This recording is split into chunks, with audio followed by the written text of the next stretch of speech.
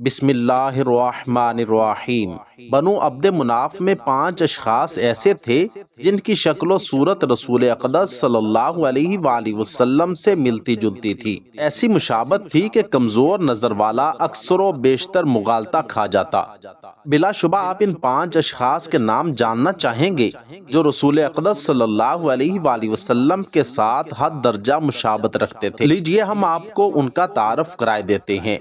پہلے نمبر پر حضرت ابو سفیان بن حارث بن عبد المطلب رضی اللہ تعالیٰ عنہ، یہ رسول اللہ صلی اللہ علیہ وآلہ وسلم کے چچا زاد بھائی تھے۔ نمبر 2، حضرت قسم بن عباس بن عبد المطلب رضی اللہ تعالیٰ عنہ، یہ بھی رسول اقدس صلی اللہ علیہ وآلہ وسلم کے چچا زاد بھائی تھے۔ نمبر 3، حضرت صائب بن عبید بن عبد یزید بن ہاشم رضی اللہ تعالیٰ عنہ، یہ امام شافعی رحمۃ اللہ علیہ کے جد امجد ہیں۔ نمبر 4، حضرت امام حسن رضی اللہ تعالیٰ عنہ، ان کی حضور صلی اللہ علیہ وآلہ وسلم کے ساتھ سب سے زیادہ مشابہت تھی۔ نمبر 5، حضرت جعفر بن ابی طالب رضی اللہ تعالیٰ عنہ، یہ حضرت علی رضی اللہ تعالیٰ عنہ کے بھائی تھے۔ اب حضرت جعفر بن ابی طالب رضی اللہ تعالیٰ عنہ کی زندگی کے چند اہم واقعات اور نمایاں پہلو پیش خدمت ہیں۔ ان کے والد ابو طالب اپنی قوم قریش میں اعلیٰ مرتبہ پر فائز ہونے کے باوجود مالی اعتبار سے بہت زیادہ کمزور اور کثیر العیال تھے۔ قریش ایک مرتبہ قحط سالی کا شکار ہو گئے، کھیتی باڑی تباہ ہو گئی، مویشی ہلاک ہو گئے۔ نوبت یہاں تک پہنچ گئی کہ لوگ ہڈیاں پیس کر کھانے لگے۔ ان دنوں بنو ہاشم میں حضور صلی اللہ علیہ وآلہ وسلم اور آپ کے چچا حضرت عباس رضی اللہ تعالیٰ عنہ سب سے زیادہ خوشحال تھے۔ حضور نبی کریم صلی اللہ علیہ وآلہ وسلم نے حضرت عباس رضی اللہ تعالیٰ عنہ سے کہا، چچا جان، آپ کا بھائی ابو طالب کثیر العیال ہے۔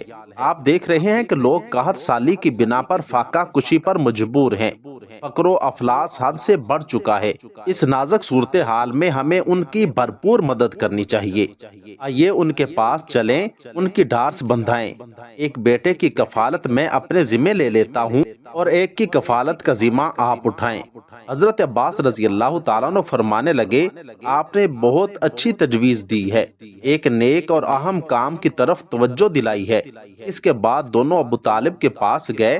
دونوں نے بیک زبان کہا، ہم آپ کا کچھ بوجھ اپنے کاندھوں پر اٹھانا چاہتے ہیں تاکہ اس خشک سالی و بدحالی کے پرآشوب دور میں آپ کے لیے کچھ آسانی پیدا ہو سکے اور آپ اس آفت سے بچ سکیں جس نے عام لوگوں کو اپنی لپیٹ میں لے رکھا ہے۔ ابو طالب نے جواب دیا، بیٹے عقیل کے علاوہ میری اولاد میں سے جسے بھی آپ اپنی کفالت میں لینا چاہیں تو مجھے کوئی اعتراض نہیں ہوگا۔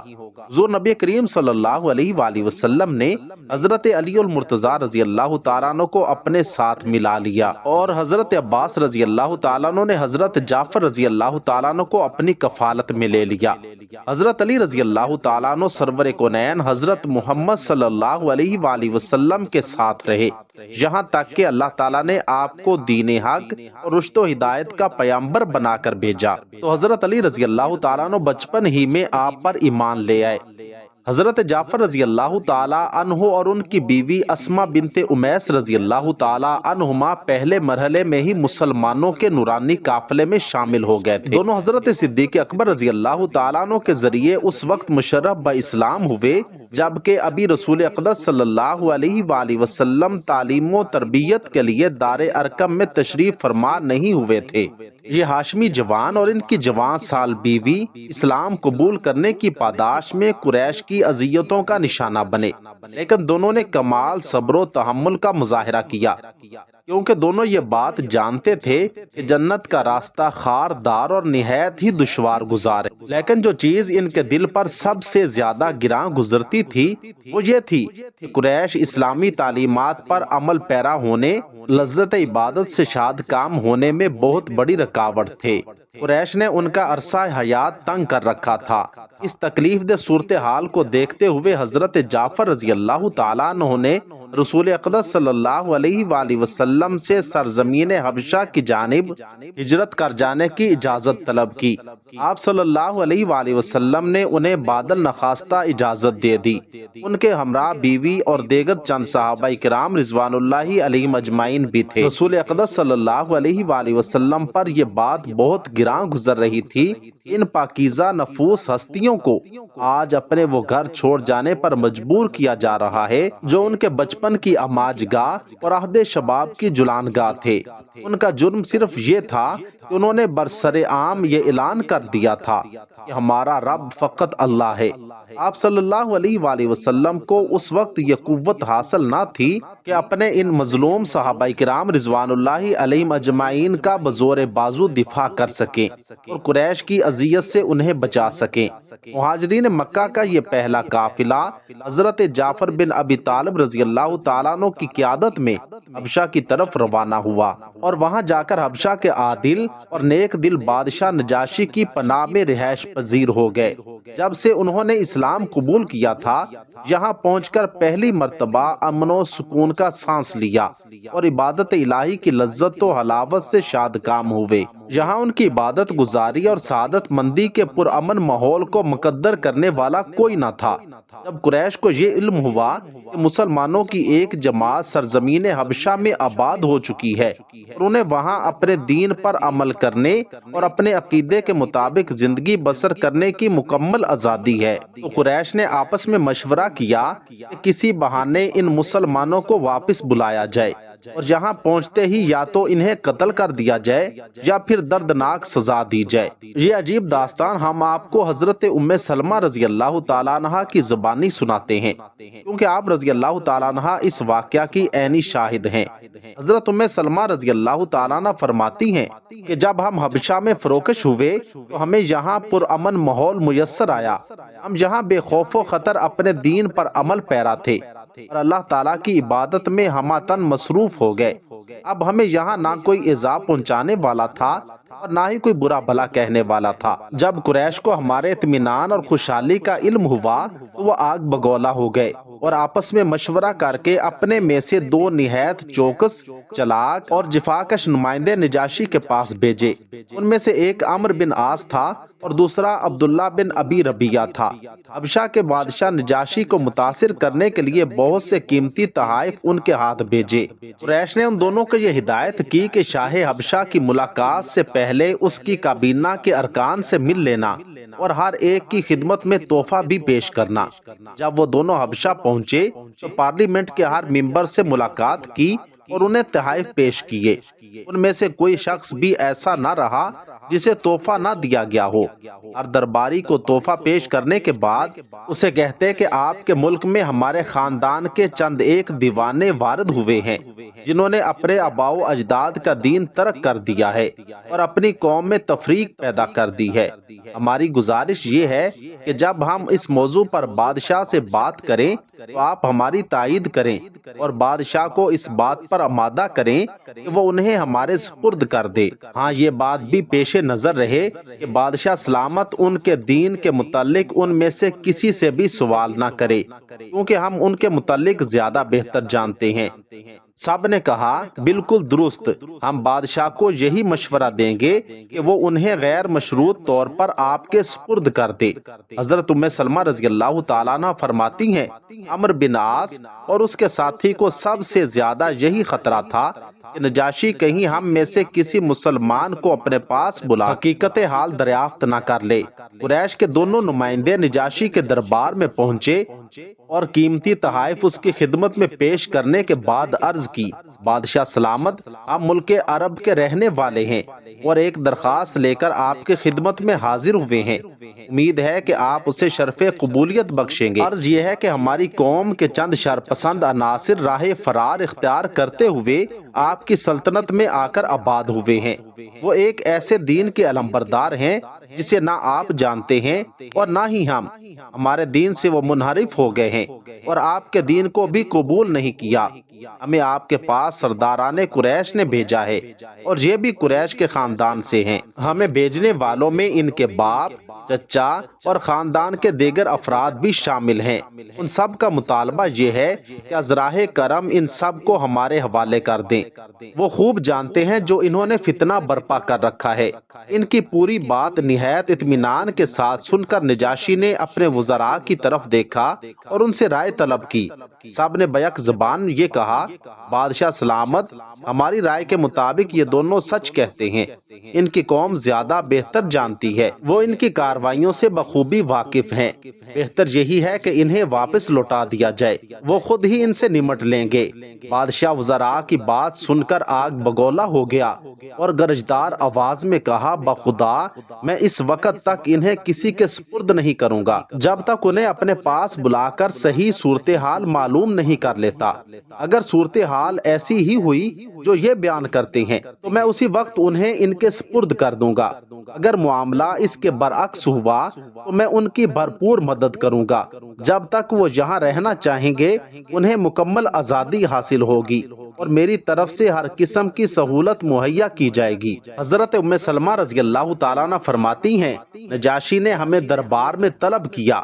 ہم نے اس کے پاس جانے سے پہلے باہمی مشورہ کیا۔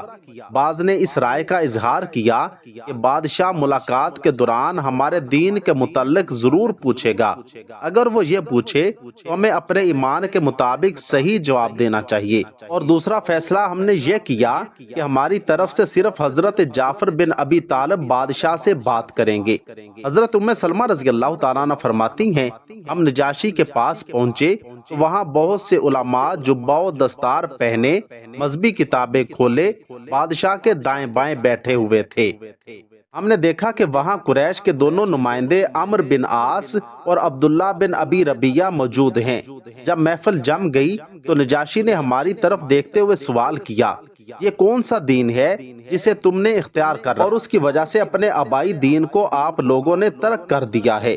نہ ہی تم نے میرا دین قبول کیا ہے اور نہ ہی دیگر اقوام کے دین کو تسلیم کیا۔ حضرت جعفر 2 قدم آگے بڑھے اور فرمایا، بادشاہ سلامت، ہم جاہل تھے، بتوں کے پجاری تھے، مردار کھاتے، بے حیائی کا ارتکاب کرتے، ظلم و تشدد سے کام لیتے، ہمسایہ سے بدسلوکی سے پیش آتے، ہم میں سے طاقتور کمزور کو ہڑپ کر جاتا۔ ہم ان جرائم میں ملوث زندگی بسر کر رہے تھے۔ اللہ تعالیٰ نے ہمارے پاس ایک رسول بھیجا جس کے حسب و نسب، صداقت و امانت اور پاک دامنی کو ہم جانتے تھے۔ اس نے ہمیں ایک اللہ کی طرف دعوت دی کہ ہم اس کی توحید کا اقرار کریں، اسی کی عبادت کریں، بتوں کی عبادت سے کنارہ کشی اختیار کر لیں۔ نیز اس نے ہمیں سچ بولنے، امانت ادا کرنے، صلہ رحمی سے پیش آنے اور ہمسایوں سے حسن سلوک کا حکم دیا، اور ساتھ ہی بے حیائی، کذب بیانی، یتیموں کے مال کھانے اور جملہ حرام چیزوں سے مکمل طور پر اجتناب کرنے کا حکم دیا۔ پاک دامن عورتوں پر تہمت لگانے سے منع کیا اور ہمیں یہ بھی حکم دیا کہ ہم ایک اللہ کی عبادت کریں اور اس کے ساتھ کسی کو شریک نہ ٹھہرائیں۔ ہمیں نماز قائم کرنے، زکوٰۃ ادا کرنے اور رمضان کے روزے رکھنے کا حکم دیا۔ ہم نے حضور اقدس صلی اللہ علیہ وآلہ وسلم کی صداقت کا اعتراف کیا، آپ پر ایمان لائے اور جو حکم بھی آپ نے دیا ہم نے سر تسلیم خم کیا۔ جو آپ نے ہمارے لیے حلال قرار دیا ہم نے اسے حلال سمجھا، اور جسے حرام قرار دیا اسے ہم نے حرام سمجھا۔ بادشاہ سلامت، ہماری اطاعت شعاری کا منظر دیکھ کر ہماری قوم کے افراد ہمارے دشمن بن گئے، ہمیں اذیت ناک سزائیں دی گئیں تاکہ ہم توحید سے برگشتہ ہو کر دوبارہ شرک کی دلدل میں پھنس جائیں۔ جب انہوں نے ظلم و ستم کی انتہا کر دی، ہم پہ عرصہ حیات تنگ کر دیا، ہم عافیت کی تلاش میں آپ کے اس ملک کی طرف نکل آئے، یہاں آ کر اطمینان کا سانس لیا۔ ہم امید رکھتے ہیں کہ آپ کے ہوتے ہوئے ہم پہ کوئی ظلم و ستم نہیں ہوگا۔ حضرت ام سلمہ رضی اللہ تعالیٰ عنہ فرماتی ہیں، نجاشی حضرت جعفر رضی اللہ تعالیٰ عنہ کی باتوں سے بہت متاثر ہوا اور کہنے لگا کہ آپ کے پاس کوئی ایسا پیغام ہے جو اللہ تعالیٰ نے رسول اقدس صلی اللہ علیہ وآلہ وسلم پر نازل کیا ہو؟ کہا ہاں۔ اس نے مطالبہ کیا مجھے یہ کلام پڑھ کر سناؤ۔ حضرت جعفر رضی اللہ تعالیٰ عنہ نے درد بھرے انداز میں سورہ مریم کی تلاوت شروع کر دی۔ ان کی دل سوز آواز میں انوکھا کلام سن کر دربار میں سناٹا چھا گیا۔ یہ رکت انگیز پیغام سن کر نجاشی کی آنکھوں سے آنسو ٹپکنے لگے۔ ان کے آگے کھلی ہوئی کتابیں آنسوؤں سے تر ہو گئیں۔ مجلس پر سناٹا چھا گیا۔ نجاشی کے آنسو خشک ہوئے تو بولا یہ پیغام جو رسول اقدس صلی اللہ علیہ وآلہ وسلم لے کر آئے ہیں، اور وہ پیغام جو حضرت عیسیٰ علیہ السلام نے سنایا تھا، بالکل اس روشنی کی مانند ہے جو ایک تاکچے سے پھوٹ رہی ہو۔ پھر قریش کے دونوں نمائندوں کی طرف متوجہ ہو کر کہنے لگا تم میری آنکھوں سے دور ہو جاؤ، اللہ کی قسم میں قطعاً انہیں تمہارے سپرد نہیں کروں گا، یہ جب تک چاہیں میرے ملک کی آزاد فضاؤں میں زندگی بسر کریں، میں ان کی ہر ممکن خدمت بجا لاؤں گا۔ حضرت ام سلمہ رضی اللہ تعالیٰ عنہ بیان کرتی ہیں جب ہم کامیاب و کامران ہو کر نجاشی کے دربار سے نکلے تو عمرو بن عاص ہمیں مرعوب کرنے کے لیے دھمکی کے انداز میں کہنے لگا کل میں نجاشی کے پاس آؤں گا اور ان مسلمانوں کے متعلق اسے ایک ایسی بات بتاؤں گا جس سے اس کے غیظ و غضب کی کوئی انتہا نہ رہے گی، اور دیکھنا کہ وہ انہیں یہاں سے کس طرح بھگاتا ہے۔ اس کے ساتھی عبداللہ بن ابی ربیہ نے کہا ایسے نہ کرنا، یہ ہمارے رشتہ دار ہیں، کیا ہوا اگر آج انہوں نے ہماری مخالفت کی ہے؟ عمرو بن عاص نے کہا رہنے دیجئے ان سے اتنی ہمدردی کو، بخدا میں نجاشی کو ان کے متعلق ایسی ایسی باتیں بتاؤں گا کہ وہ انہیں شام سے پہلے ہی اپنے ملک سے نکل جانے کا حکم صادر کر دے گا۔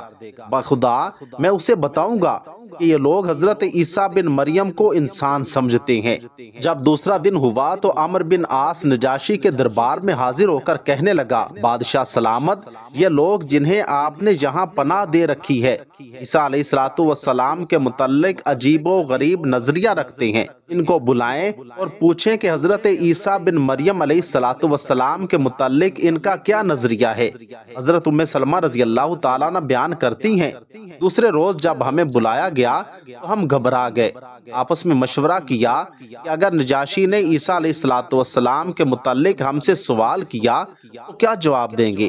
ہم سب نے یہ فیصلہ کیا کہ ہم اس سلسلے میں وہی کچھ کہیں گے جو اس کے متعلق اللہ تعالیٰ نے ارشاد فرمایا ہے، اور اس موقف سے ایک انچ بھی ادھر ادھر نہیں ہوں گے جو ہمارے پیارے نبی حضرت محمد صلی اللہ علیہ وآلہ وسلم نے بیان کیا ہے۔ اس حق گوئی کی بنا پر ہم پر جو افتاد بھی پڑتی ہے پڑے، کوئی پرواہ نہیں۔ اس بار بھی جب ہم نجاشی کے پاس پہنچے تو درباری علماء پہلے کی طرح اس کے دائیں بائیں باادب انداز میں بیٹھے ہوئے تھے۔ وہاں قریش کے دونوں نمائندے عمرو بن عاص اور عبداللہ بن ابی ربیہ بھی موجود تھے۔ نجاشی نے ہمیں دیکھتے ہی فوراً یہ سوال کیا مجھے یہ بتاؤ عیسیٰ بن مریم علیہ السلام کے متعلق تمہاری کیا رائے؟ حضرت جعفر بن ابی طالب رضی اللہ تعالیٰ عنہ نے کہا ہماری عیسیٰ بن مریم علیہ السلام کے متعلق وہ رائے ہے جو ہمیں نبی مکرم حضرت محمد صلی اللہ علیہ وآلہ وسلم نے بتائی ہے۔ نجاشی نے پوچھا وہ کیا ہے؟ حضرت جعفر رضی اللہ تعالیٰ عنہ نے بتایا انہوں نے ہمیں بتایا ہے کہ عیسیٰ علیہ السلام اللہ کے بندے اور اس کے رسول ہیں، روح اللہ اور اللہ تعالیٰ کا وہ کلمہ ہے جو پاک دامن مریم کی طرف القاء کیا گیا۔ نجاشی نے جب حضرت جعفر رضی اللہ تعالیٰ عنہ کی مکمل بات سنی تو جوش سے زمین پر ہاتھ مار کر کہ اللہ کی قسم بالکل عیسیٰ علیہ السلام وہی کچھ ہیں جو آپ کے نبی حضرت محمد صلی اللہ علیہ وآلہ وسلم نے بیان فرمایا۔ درباری علماء نے جب یہ صورتحال دیکھی تو حیران و ششدرا رہ گئے اور پشیمانی کے عالم میں اپنی ناک کھجلانے لگے۔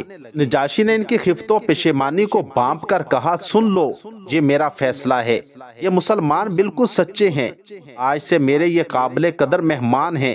پھر ہماری طرف متوجہ ہو کر کہا آج سے تم ہمارے سرکاری مہمان ہو، جو تمہیں گالی دے گا نقصان اٹھائے گا، جو تمہیں کوئی گزند پہنچائے گا اسے سخت ترین سزا دی جائے گی۔ اللہ کی قسم مجھے تم سونے چاندی کے خزانوں سے بھی زیادہ عزیز ہو۔ پھر نجاشی قریش کے دونوں نمائندوں کی طرف قہر آلود نگاہوں سے دیکھتے ہوئے بولا جاؤ میری آنکھوں سے دور ہو جاؤ۔ درباریوں سے کہا ان کے تحائف واپس کر دو، ہمیں ان کے تحائف کی کوئی حاجت نہیں۔ حضرت ام سلمہ رضی اللہ تعالیٰ عنہ بیان کرتی ہیں کہ عمرو بن عاص اور عبداللہ بن ابی ربیعہ بڑے ذلیل و خوار اور بے آبرو ہو کر نجاشی کے دربار سے نکلے اور ہمیں ہر طرح کی سہولت میسر آئی، نہایت وقار اور عزت سے زندگی بسر ہونے لگی۔ حضرت جعفر بن ابی طالب رضی اللہ تعالیٰ عنہ نے اپنی اہلیہ کے ہمراہ سرزمین حبشہ میں بڑی عزت، وقار، اطمینان اور سکون سے 10 سال گزارے۔ 7 ہجری کو دونوں نے حبشہ کو خیر باد کہا اور اپنے دیگر مسلمان ساتھیوں کے ہمراہ مدینہ کا رخ کیا۔ جب یہ برگزیدہ افراد پر مشتمل قافلہ وہاں پہنچا تو رسول اقدس صلی اللہ علیہ وآلہ وسلم خیبر فتح کر کے لوٹ رہے تھے۔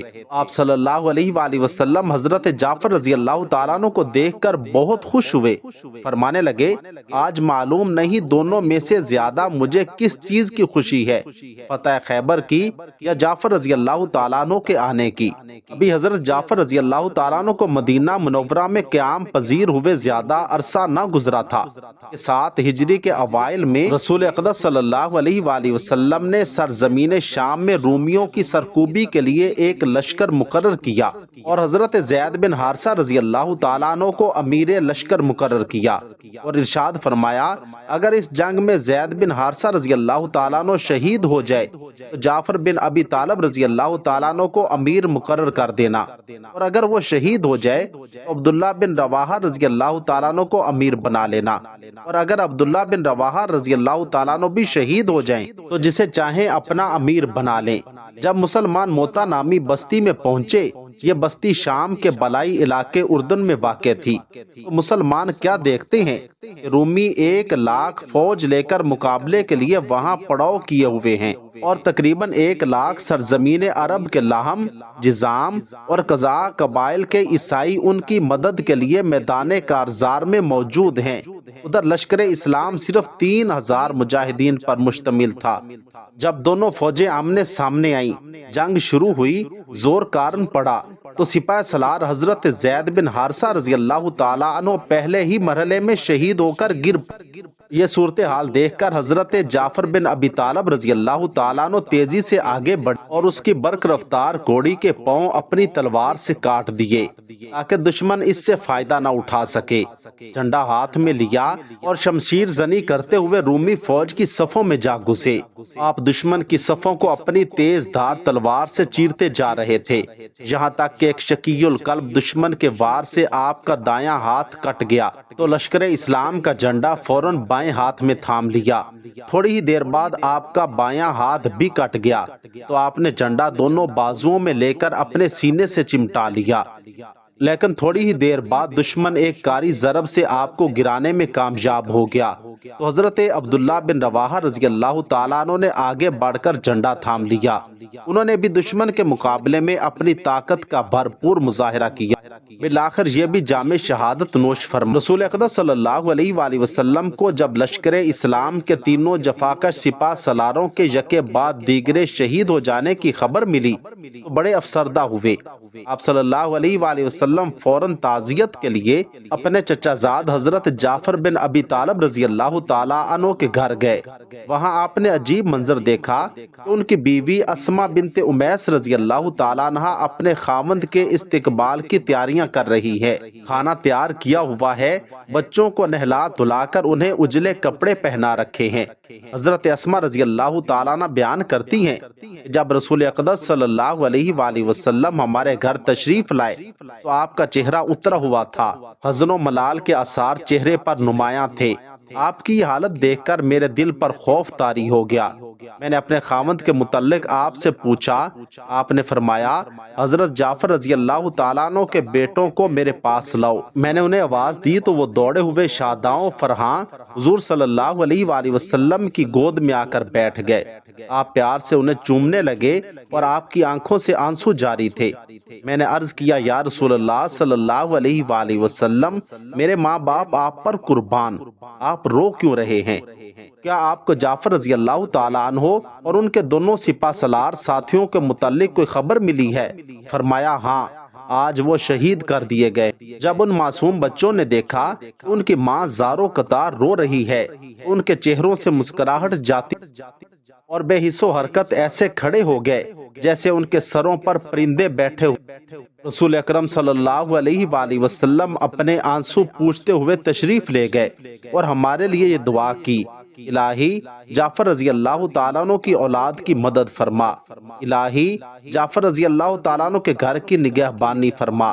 پھر آپ صلی اللہ علیہ وآلہ وسلم نے یہ ارشاد فرمایا کہ میں نے جعفر رضی اللہ تعالیٰ عنہ کو جنت میں اس حالت میں کہ اس کے دونوں بازو خون آلود ہیں اور پاؤں بھی خون سے رنگین ہو چکے ہیں۔